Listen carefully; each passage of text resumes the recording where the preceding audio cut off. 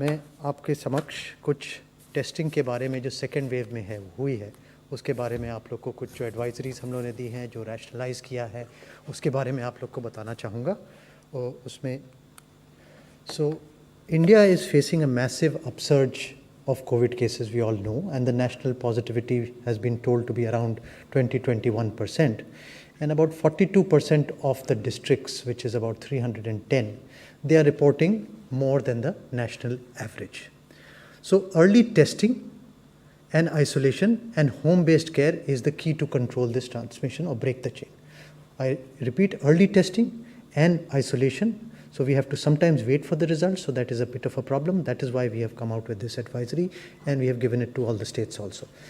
The RT-PCR testing capacity is about 16 lakh per day in our laboratories, and rapid antigen test capacity is also around 17 lakhs per day, and that is the production. We have about 13 companies available on GEM, and we were the first country to use the rapid antigen test in June of last year, and that got approved by WHO in September. So we have been using much ahead of the curve for the rapid antigen tests. And laboratories have been working 24/7 to meet the testing demand. Despite infection among laboratory staff, test performance is still being maintained. Next, please. Okay, I'll change it. Okay. So if you look at the testing, the blue line is talking about the percentage, and the green line is talking about the total number of tests that are being done. So in the months of April and May, we are doing on an average of about 16 to 20 lakh RT-PCR plus RAT tests combined per day. On April 30th, 2021, we did 19,45,299 tests. That is the highest number of tests by any country ever.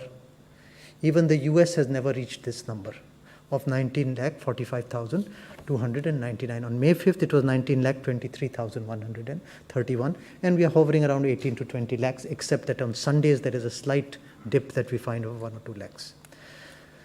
If you look at the testing machines, we have been increasing the infrastructure right from the first wave, during the second wave, and increasing the number of laboratories. So we have 2,520 COVID laboratories, testing laboratories, and more than 7,000 RT-PCR machines with more than 1,800 TrueNat and CBNat machines, and 12 high-throughput machines also in different parts of the country.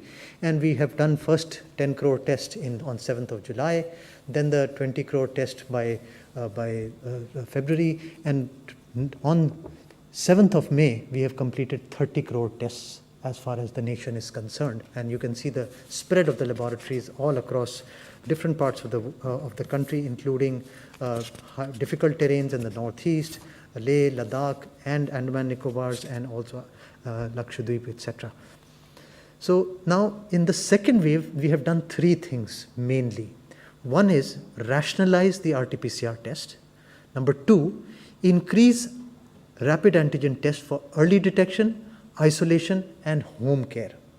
And third, COVID-19 tests approved by global agencies have been accorded marketing permission by the Drug Controller General of India in collaboration with ICMR. So in terms of the first point, in terms of rationalization of the RT-PCR tests, RT-PCR tests must not be performed in individuals tested positive once, either by RAT or RT-PCR. तो एक बार यदि positive हो गया है तो उसका दोबारा test करने की ज़रूरत नहीं कि साहब इससे भी देख लें पॉजिटिव है कि नहीं, उससे भी देख लें. एक बार पॉजिटिव आ गया तो it is positive. No testing required for recovered individuals at the time of hospital discharge. So the Ministry of Health has very clear guidelines that after 10 days or earlier, if you have been fever-free for more than 5 days, there are clear-cut guidelines. So you don't need to get a negative test for discharge. So remember that. Because here I want to explain one point. The virus is made out of RNA particles, and the RNA can stay in your system for many days. So the test detects only RNA. So the RNA can be positive for many days after testing, also after the symptoms have subsided, after your infectivity have also subsided, because the RNA is being detected. If you swallow the saliva, you pass it in the stool, it can also be detected in the sewage also, the RNA particles by the RT-PCR test. So the live virus is not there, but RNA particles are still there. So no testing required at the time of hospital discharge. No need for RT-PCR test in healthy individuals undertaking interstate domestic travel. Non-essential travel and interstate travel for symptomatic individuals should essentially be avoided. तो अगर आपको बुखार है, खांसी है, जुकाम है, please do not travel, please do not travel. You will be infecting other people. That is your moral responsibility. All asymptomatic individuals undertaking essential travel must follow COVID appropriate behavior. And mobile testing laboratories are also being encouraged, and many players are doing this. They have RT-PCR machines in the mobile vans, and they can keep testing, and they are deployed. It can be deployed in different parts of the city. So this was the first part in the rationalization of testing in the second wave, rationalizing of RT-PCR testing. The second is that we have to, in the field level and in rural areas and in areas which are hard to reach, we have to start using the rapid antigen tests more aggressively.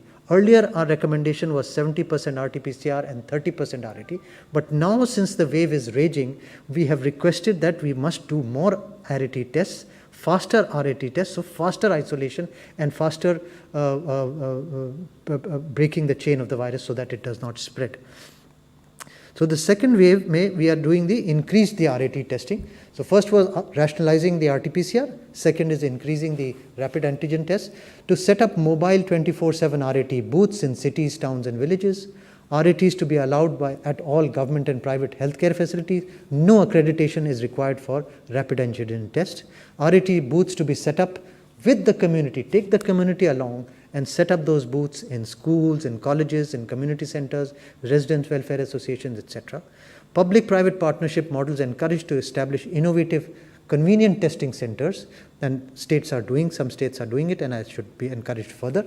RATs must be conducted in accordance with the RAT guidelines which the ICMR has defined, and all RT-PCR results should be uploaded on the ICMR portal so that we know what is happening.